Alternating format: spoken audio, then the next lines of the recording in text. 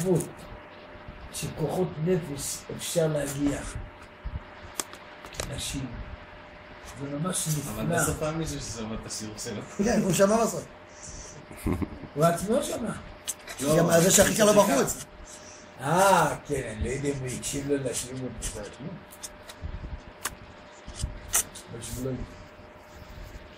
עתו אוראי סולודס והשם אלוקים אין עוד מלבדו. פירוש רש"י כתרגומוי. איז חזיסה בשעת מתן תוירו פתח להם 7 רקיעים וכשם שקרא את העליונים כך קרא את התחתונים וראו שהוא יחיד. יש כאן דבר, מה שאנחנו צריכים לקבל אותם, שני דברים מחויבים אחד מהמציאות. כמו שאני מחויב להגיע לגדלות הבורא, כך אני צריך להגיע לשפלות עצמי. זה תנאי. אז אנחנו אומרים השם אלוקינו, השם אחד. אז כמו שאנחנו צריכים להגיע לקדשה הזאת של גדלוס, עד שמגיע להשם אלוקינו, כך אני צריך להגיע לפרק את הבן אדם שפלות, עד שהוא רואה שלט לי וגרמי כלום, ורואה שהשם אחד. שני הדברים האלו מחייבים אחד לשני.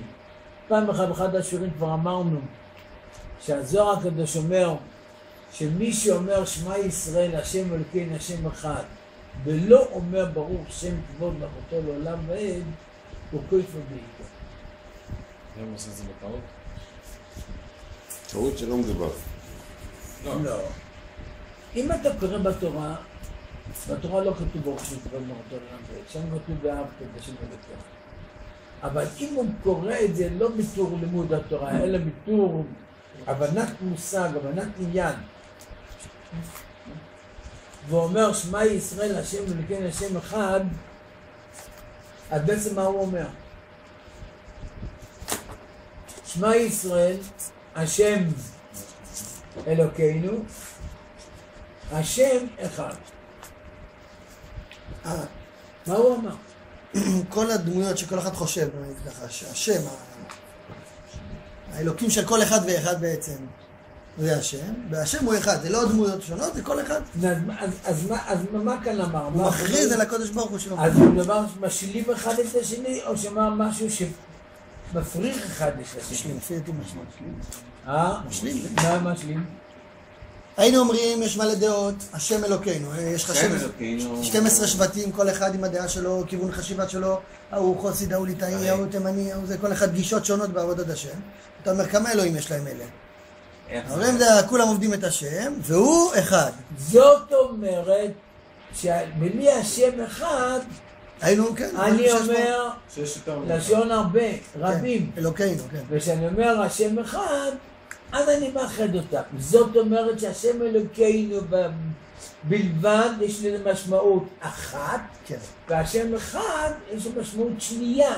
וכשאני לוקח את שניהם, אז אני מחבר ואומר, מה שאני חושב לפי הראייה שלי לראות את הרבוין שלו, ומה שפלויני חושב לפי הראייה שלו שהוא רואה את הרבוין שלו, לכאורה שנינו שונים, ולהגיד לנו השם אחד. אז מה באמת אני? קבלת עול מלכות שמיים. אני עובד את השם מעצמי. אז אם הוא אומר ברוך שם כבוד מלכותו לעולם ועד, מקבל עליו עול מלכות שמיים, אז הוא מסביר בעצם למה אני שונה מהשני. לא שיש לי אלוהים אחרים. יש שיטה, עבודה. יש לי גישה, ראייה, התבוננות אחרת. אז מה ברוך שם? וזה ברוך שם כבוד מלכותו לעולם ועד, שאני מהלל את השם מהראייה שלי. אז אני רואה דבר אחד, אתה רואה דבר שני, אשר נראה לכאורה שאנחנו שונים, אבל בפה זה השם אחד. אז כבר מי שלא אומר ברוך שם כבוד מלכותו לעולם ועד, מה קורה? הוא כאילו שאומר שיש הרבה אלוהים. כל אלוהי העמים אלילים, שיש להם הרבה אלילים, ואנחנו לא רק ישם בשם אחד, השם שמיים מסע, רק אומרים בשם אחד. אז יוצא שאני חייב להגיע להסביר את עצמי בזה שאני מוסיף את הנקודה הזאת שאני אומר השם אלוקינו, כשאני רואה את זה בראייה שלי, השם אחד זה האחדות של הבורא. עוד לא הבנתי למה אני חייב להוסיף ברוך שם במקום אחד, כאילו בהקשר לזה, כי אמרת שמע ישראל השם במקום אחד זה משלים אחד לשני. רק מזה אני כבר יכול להבין שהשם הוא אחד. אחרי שאני משלים, אבל אם אני לא משלים? מה, שאני אומר שמע ישראל השם אלוקינו רק? כן. שמע ישראל השם במקום אחד, אמרת שאם אני אם אני אומר שמע ישראל השם אלוקינו בלבד, אז זה בעיה. זה בעיה.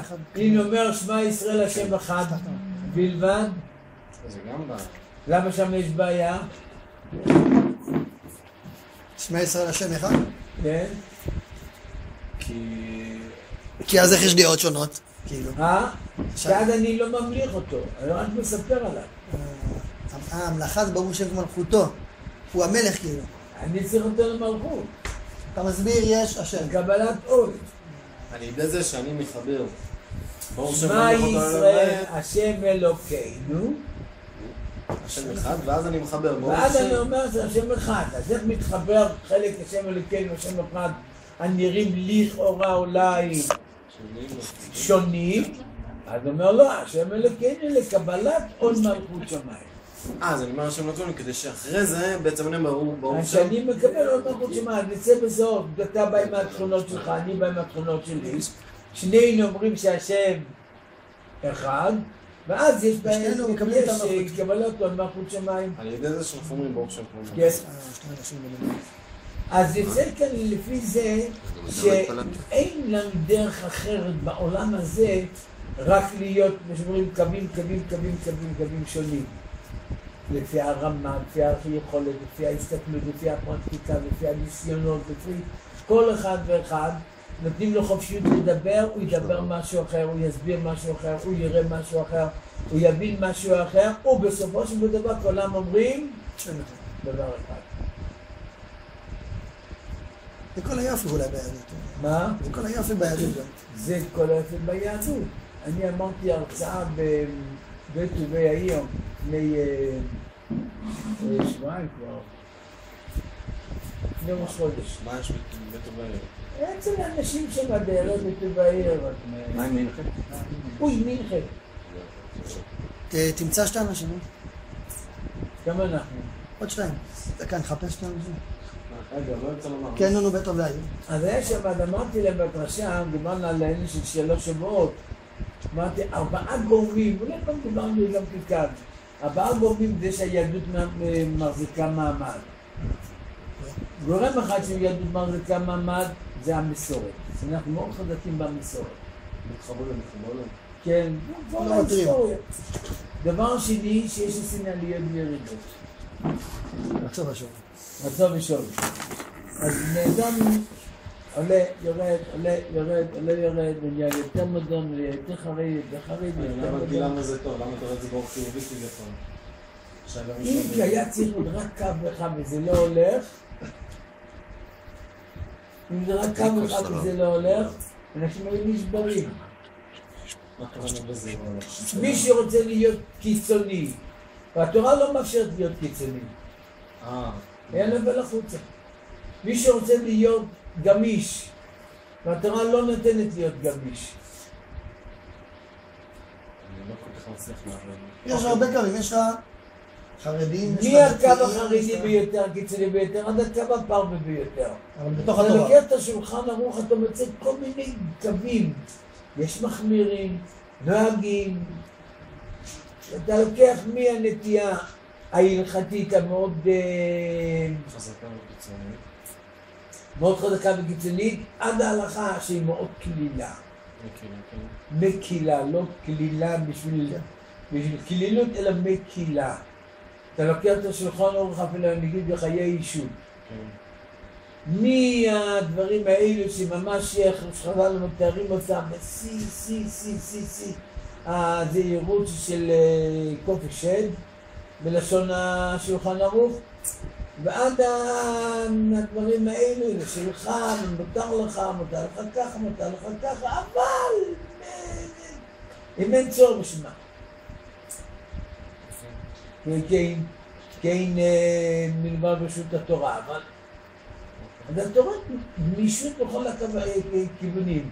אז אם הבן אדם שמר למסגרת, והיה לו עליות, היה לו, נקרא לזה ירידות, אבל על עליות, הכל נקרא, כי אנחנו לא יודעים בדיוק מה עלייה מהירידה. מה נקראת עלייה, מה נקראת ירידה. אז זה חלק מהדברים ששומר לנו את המסגרת. מה עוד 2? עוד 2 זה מה שיש גרים. גיירים מתגיירים, שהם תמיד מחדשים ומוסיפים כוח, והרביעי שיש לנו הרבה אויבים. רדיפה של האסונים זה... מחזק. שוב יצא לנו כוח. אז עוד פעם תמנה את 4, זה שיש לנו מסורת. מסורת עליון וירידות. עליון וירידות, וזה שיש לנו... גרים מסורת. גרים. כן, מאוחר שתהיה. אם לא עכשיו, אין אותה. שמיימים שהם הולכים דרגה אחרי דרגה, ואין מערכים ארציים שהם הולכים דרגה אחרי דרגה. וכמו שאנחנו רואים ביחס של דרגות עליונות, כך גם כן נמצאים בדרגות נחותות.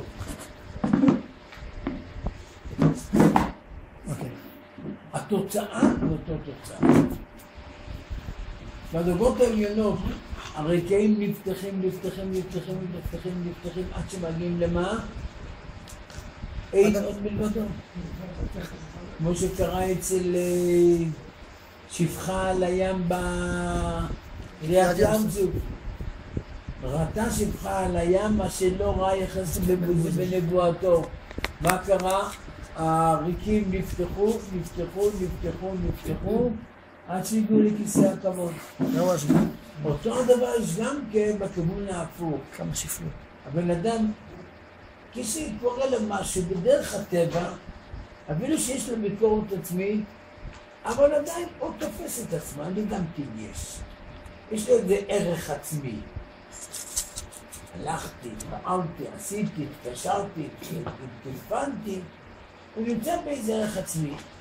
אבל הקדוש ברוך הוא מוריד אותו, עד שמגיע למצב כזה, בדברים מסוימים, שהוא רואה שלב לי מגרמי כלום, אני לא עושה כלום, לא המחשבה ולא הדיבור ולא העשייה, שום דבר לא נעשה.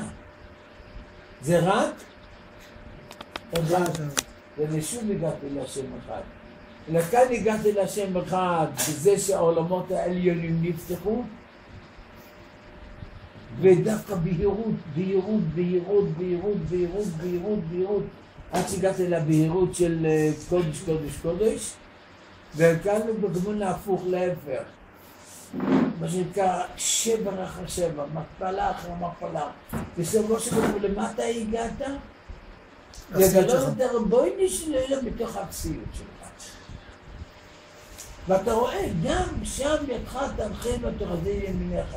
אתה רואה שמבית ישראל ידעתיך. אתה רואה שבכל צרתם לא צר ומחלך השם יושיע. מה שאתה רואה שאתה נמצא שם בתוך הדברים האלה. וזה בעצם הרעיון שאמרתי שבוע שעבר בשם רב צודק הכהן. שהקדוש ברוך הוא נמצא בתוך התינופת שלנו, אז הוא נמצא בתוך תינופת, אז מה איפה אני נמצא? אני נמצא בתינופת. אבל התינופת היא כל כך גדולה, והמשבר לכאורה הוא כל כך גדול, שאם הקדוש ברוך הוא לא נמצא שם, אני לא יכול להחזיק מעמד. ואם אני כן מחזיק מעמד בתוך התינופת הגדולה הזאת, בתוך הכאבים הנוראים, זה הקדוש ברוך הוא. כי מי מחזיק אותי שם? גם שם יצאת תנחים את הרבים. והקדוש גם נמצא שם. אז יוצא כרגע שאם אני בא לשחזר את תחילת פרי אורץ, אני בא לשחזר כשני דברים. באותו יחס, כמו שאני רואה גדלות הבורא, כך אני רואה שפלות עצמי. חייב להיות ביחד גם? וחייב להיות ביחד. לא ייתכן בשום אופן שהבן אדם יגיע לגדלות הבורא, מבלי שיגיע משפלות עצמי. כי אם גדלות הבורא וגדלות עצמי, אין אני והוא יכולים לדון. שתי רשויות. זה יכול להיות הכל. זה יכול להיות בשכר ועונש, זה יכול להיות רמה כזאת של איזה ערך עצמי. שמגיע לי זה. אני לא מוריד בכלל, אבל כשאני מגיע לשיא של גדלוס הבורא, שזה הכל ריבונו של עולם ואין לי שום דבר, רק הוא. הלעומת שלו זה שפלות עצמי, שאין לי שום דבר, רק הוא. שני הקצוות, אבל אם אני באמצע, יש לי באמצע. כשאנחנו שואלים את השאלה מה זה נקרא לשם שמיים, אז יש מפרשים שאומרים לשם שמיים, אם אתה עושה לשם מצווה, זה כבר נקרא לשם שמיים. מה שאתה תקבל שכר מהמצווה, זה עדיין ממשיך עוד לשם שמיים. באים ספרים אחרים אומרים, מה פתאום? אם אתה חושב שיהיה לך מזה שכר, זה כבר הלך, מה? אז זה כבר לא לשם שמיים. אבל אם אתה לא מתקבל לשכר, אתה רק מתקבל לשם עונג הרוחני בגן עדן, זה כבר כן נקרא לשם שמיים. וזה השכר. בא הפריורט ואומר, מה פתאום? זה גם שכר. זה גם כן שכר? אתה תגיע למצב כזה שלא מבטיחים לך את השכר, ובכל זאת אתה ממשיך הלאה לזה. וגם לא תדע שזה לשם. כי יש לך אהבה בדבקות בורא. בא רבושי ואומר, מה פתאום? אם אתה עולה בשביל אהבה בדבקות בורא, אז אתה כבר אינטרסנטי, זה כבר לא לשם שמיים. אתה צריך להיות כאוב, מסחיקות של ברזל, חותכים אותך על אחד לכל קטנות, ובכל זאת אתה לא מאבד את הרבוישים שבך מתוך הפחד שמא אתה תיכנס לגאווה. בשעה שסורקים לך מסחיקות של ברזל. ובסוף שבו זה מדרש תנחומה בפרשת כי תבוא.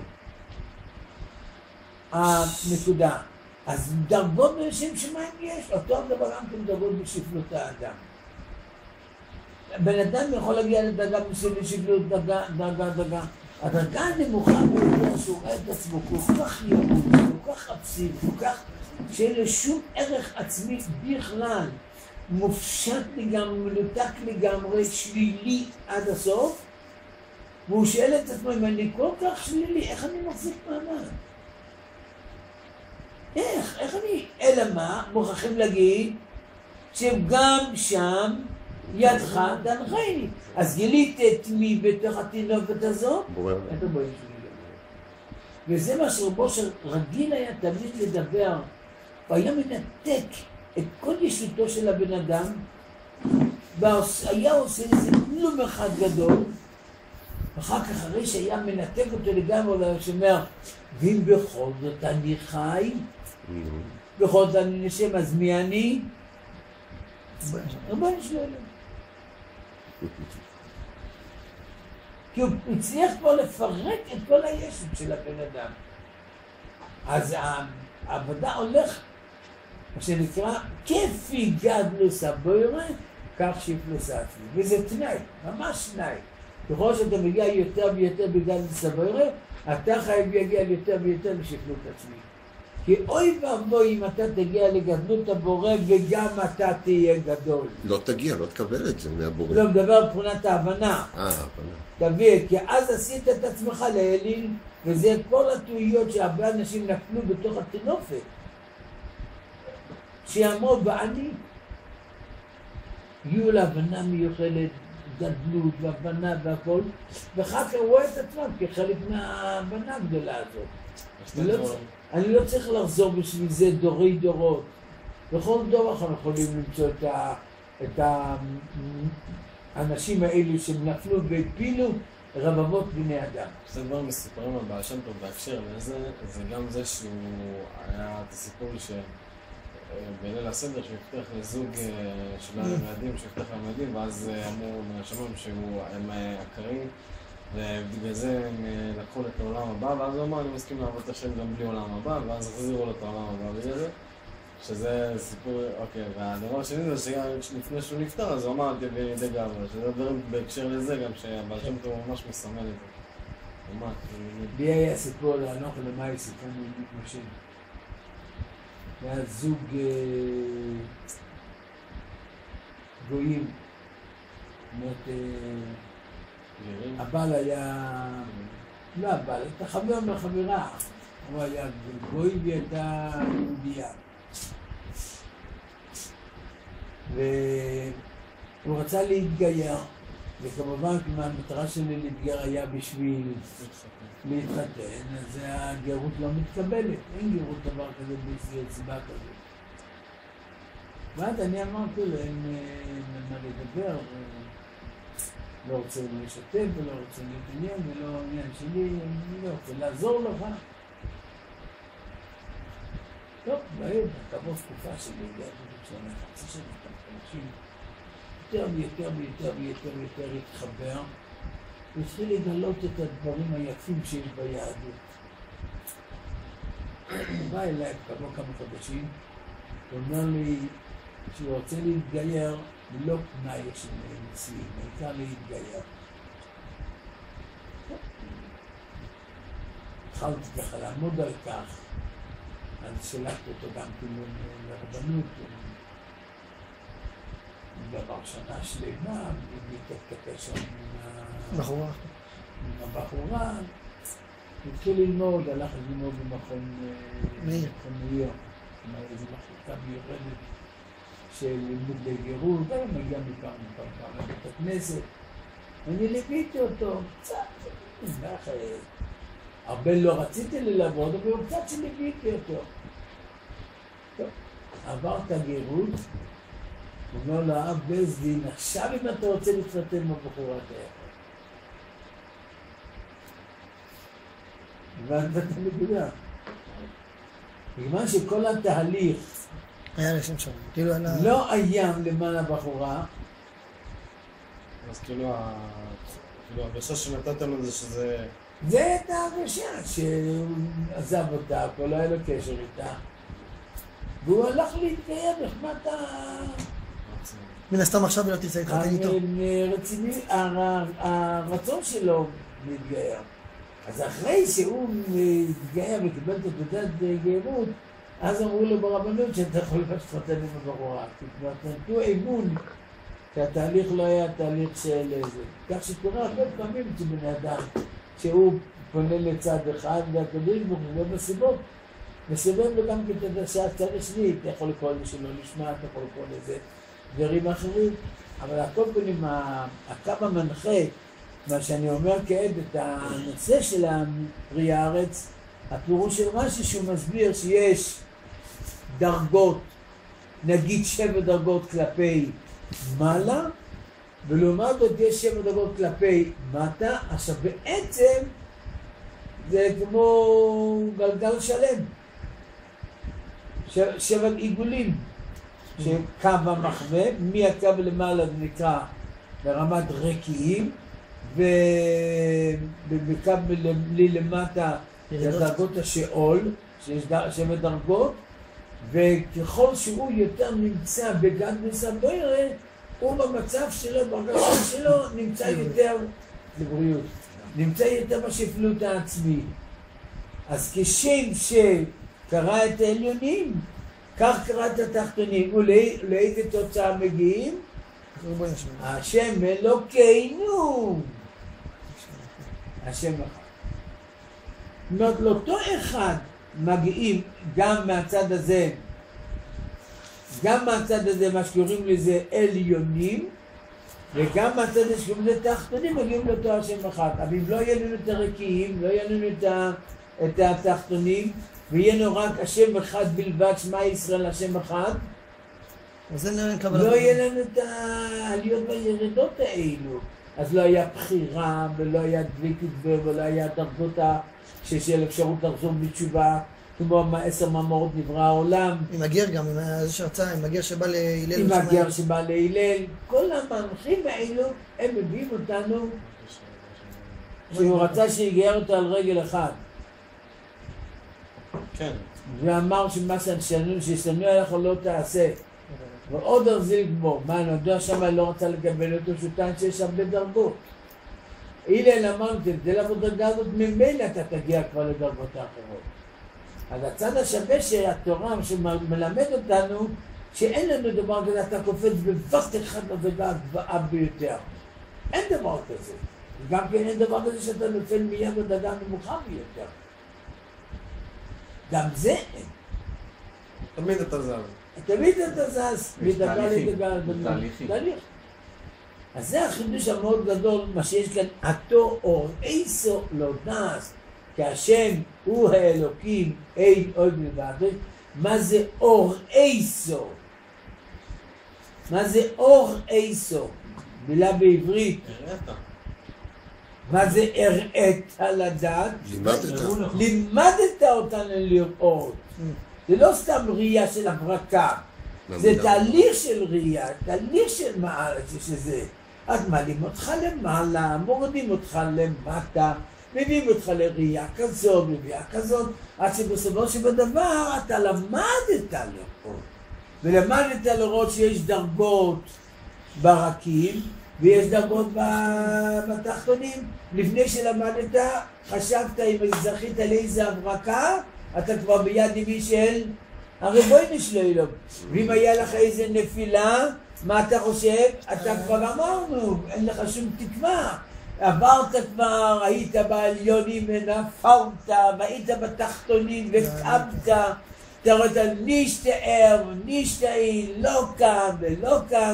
זה לא מוכרח להיות ככה, אתה יכול להגיע לרבוינו שלו מהתחתונים, ואתה יכול להגיע לתינופת מהעליונים. זה משגע, אי אפשר ככה, כל הזמן זה משגע אותנו. אבל אמרתי לך מקודם, זה היופי של היהדות. אל תשתגע. זה היופי, אמרת שיש 4 נקודות. קח כדור. כן, אני הבנתי. אז זה אחד הדברים, אחד מ4 דברים של יופי של היהדות. מוריד מעלה, מוריד ומעלה, מוריד ומעלה, מוריד ומעלה, זה ממש. תורם אנשים שיש להם מה שנקרא רוצה ושויים. אז אם הוא לא דתי, אז רוצה ושויים יכול ללכת אצלו מיליוני מיילים. יכול להתרחק ממחשבות מאוד מאוד מאוד מיסטיות עד למחשבות מאוד גסים כאלה נמוכים. אם יש לך את המסגר של השולחן ערוך, אז אתה אומר, לכל הפחות, זה בתוך מסגרת ההלכה. היה כאן מבין מישהו שחזר בתשובה, אבל היה כזה, בעל נפש סוערת, כמו שצריכים אמן. נפש סוער מאוד. כשהוא נהיה בעל תשובה, התחלתי להכיר אותו, התחלתי לבקר אצלו בבית. ואשתו התנגדה לזה שהוא חזר בתשובה. אמרתי לאשתו, תראי, כשהוא לא היה דתי, הנפש הסערת רץ מימפה בסין והודו ועד לידיעה בכלום באפגניסטן ורץ לך בכל המקומות. המוח שלו לא היה שקט בכל מיני פינות. עכשיו אם הוא נמצא בתור מסגרת ההלכה, היום יהיה אצל רב ברוך, מחר הוא ילך אצל, קוראים לו, שהוציא את הגמרא, עדין שטיינזרץ, אבל בכל זאת, בתוך מסגרת ההלכה הוא יישאר. איזה מגבלות לא יתפזר יותר מדי. לא יתפזר יותר מדי. אבל זה כבר ביהדות. ביהדות זה כבר זה ברמה של קבוצות, ברמה של יחידים. אתה יכול לראות את זה יחידים, איך שהם נעים מקיצוניות לקיצוניות, ואתה יכול לראות קבוצות שהם נעים בקיצוניות לקיצוניות. פתאום קיצוניות הזאת שלה, לאומיות, אנטי-לאומיות, קנואס, אנטי-קנואס, סטוסה. כל מיני דברים, אתה רק יודע לקרוא את המדעות ברחובות, איך שקנואים מדברים על הקנואים, שהם כבר הפסיקו את זה, כבר מתבלבלו כבר, אנחנו הקנואים. ככה הם אומרים כבר. כן. הכבישים כבר הלכו כבר וקיבלו, נפגשו כבר עם זה, נפגשו עם זה.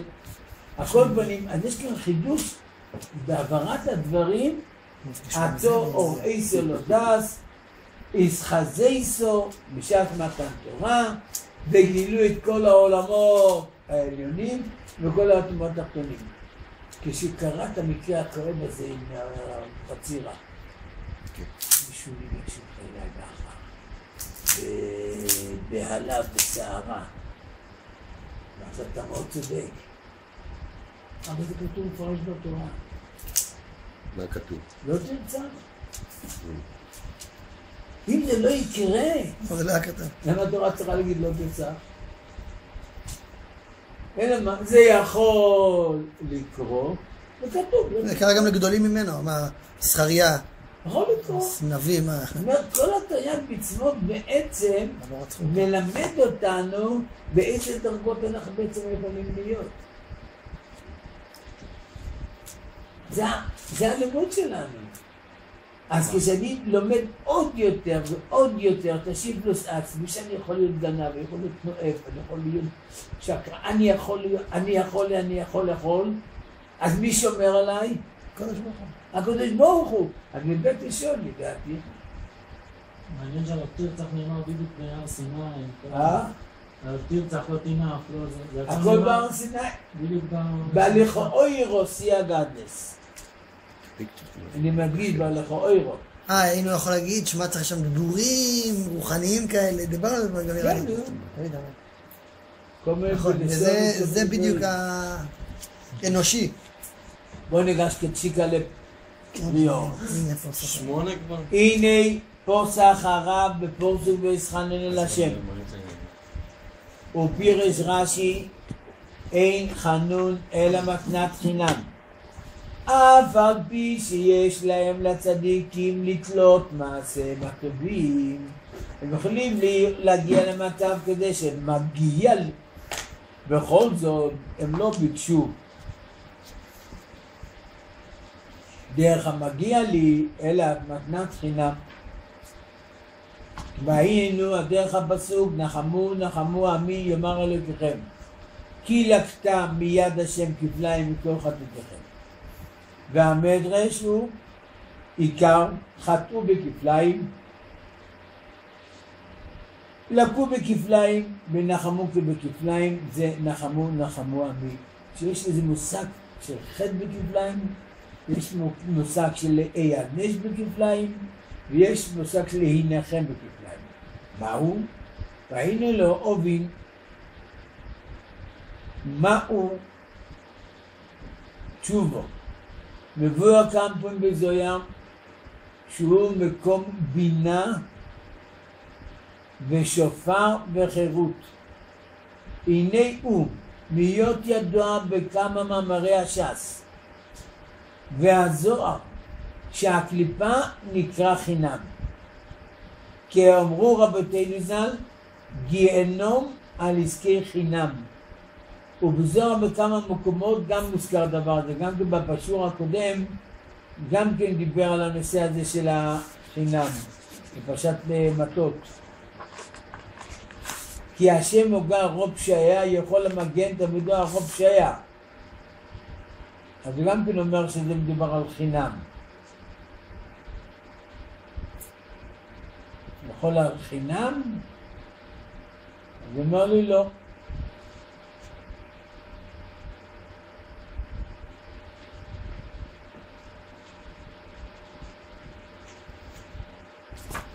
אז יש קליפה שהקליפה הזאת נקראת חינם. אומר הפרי הארץ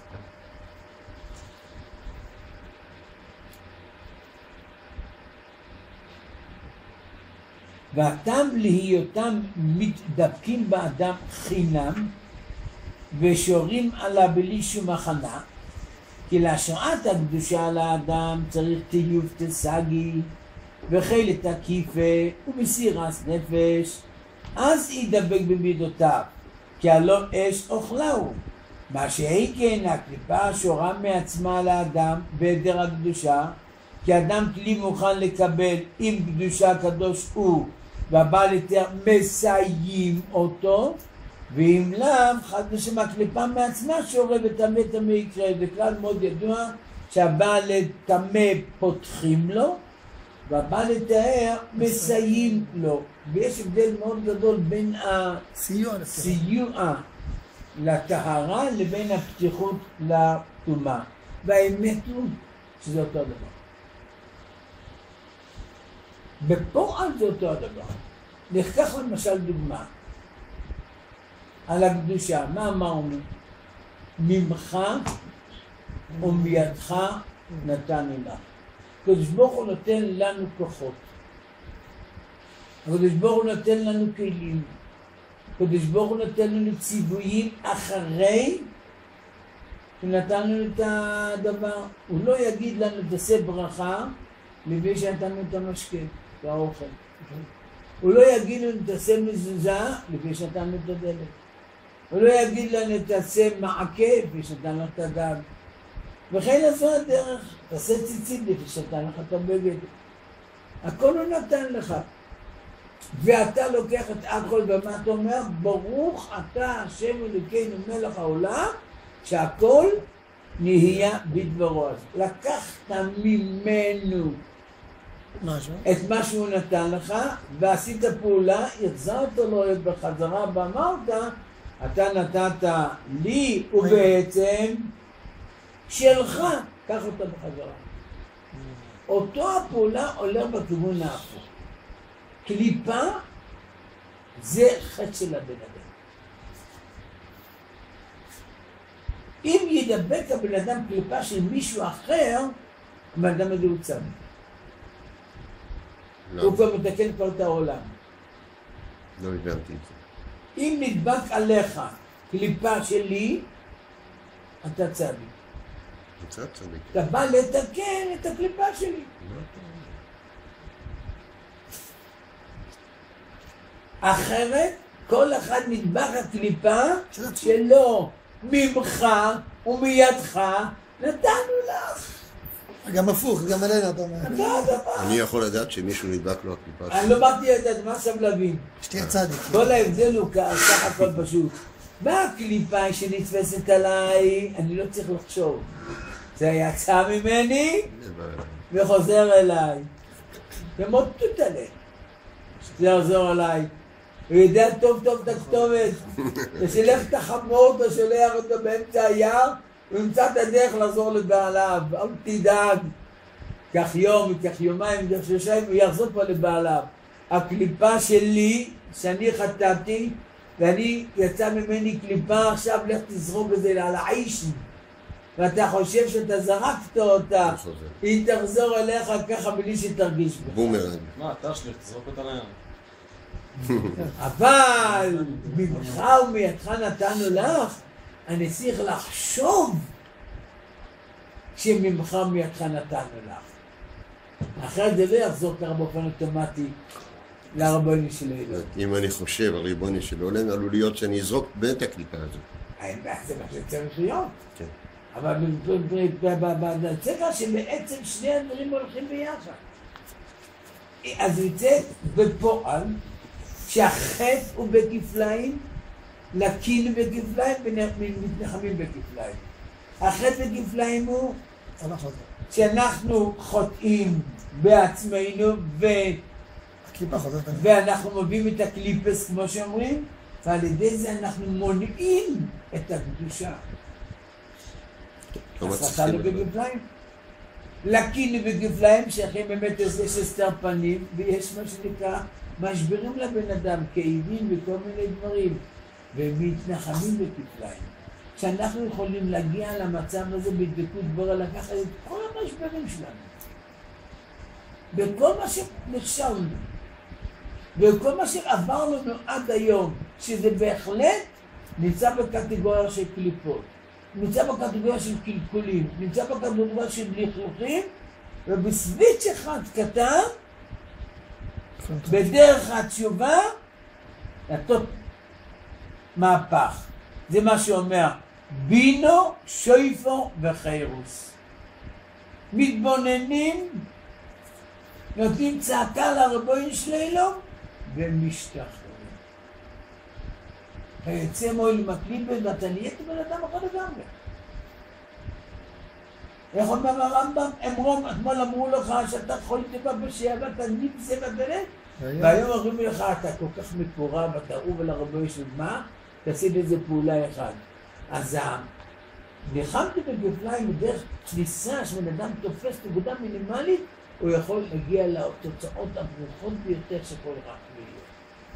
ואילו הם עבודה שאנחנו צריכים לדעת לקחת לעצמנו, לעבוד על שני הכיוונים, בדרך. יש לנו את הכפליים, לא לשכוח. כל הזמן אנחנו נעשו בגדלוס הבוירה ובשיפלוס העצמי. וככל שאני יותר נמצא בגדלוס הבוירה, ככל שאני רואה יותר את הנפלאות הבוירה, אני צריך לראות את השיפלות עצמי. ואוי ואבוי, אוי ואבוי, מי שמגיע לגדלוס הבוירה בלי שיפלוס עצמי, זה כמו שאומר שמע ישראל להשם אלוקי השם אחד, בלי ברוך שם כבוד מחוץ אלוהי לא בועט, ואז הוא כיפה בלי ממש. השיטה שלי, הדרך שלי, אני יותר צודק מכולם, ומה שאני אומר זה אמס לאמיתוי, פתאום נהיה בטרופה של הרבוני של אלוהים, ויודע כבר להעיד עד כמה שהכל נכון וכולם פסולים, וכולם אין להם ערך, רק אני. מישהו אמר לו היום, אתה מצביע פרוש? לא היום. מה?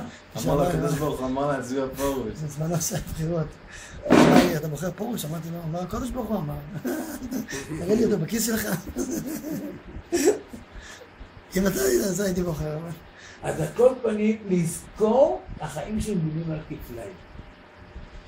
ככל שאנחנו רואים גדלוס הבוירה, ככה אנחנו רואים שיפלוס עצמי. ואם מספרים לנו לשבעה רקיעים שנפתחו כלפי מעלה, אנחנו חייבים לראות את השבעה בורות שנפתחים כלפי מטה.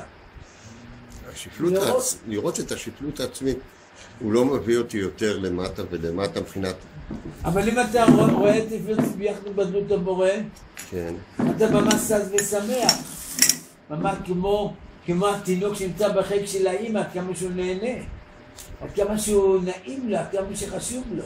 אני לא יכול להגיע לדיכאון מזה. לא, להפך. הוא חי עם הרבה שלו, נס בגר מכלום, זה הכל הוא. אז ברגע שזה נס בגר מכלום, זה לא כזה משנה לו איפה. אז גם שם, יתרת לכם ותורתני מימיך. אז אם אנחנו הולכים את הנקודה הזאת, אנחנו מבינים כבר למה רצה משה רבינו מתנת חינם ולא עשייה, כי דרך מתנת חינם הוא הגיע לדרגה המאוד מאוד גבוהה בגדלוס הבוירה, ומילא זה הביא אותו לערך יותר גדול. אם היה הולך דרך המעשים שלו, אז היה נמצא ברובד הראשון מהשבע דרגות. אבל בזה שהוא הגיע דרך גדלות הבורא, דרך בית חנן, אז הוא הגיע לדרגה מאוד גבוהה. וזה נתן לו את האפשרות יותר מאוד נגיעה. שכוח. גויה! מה?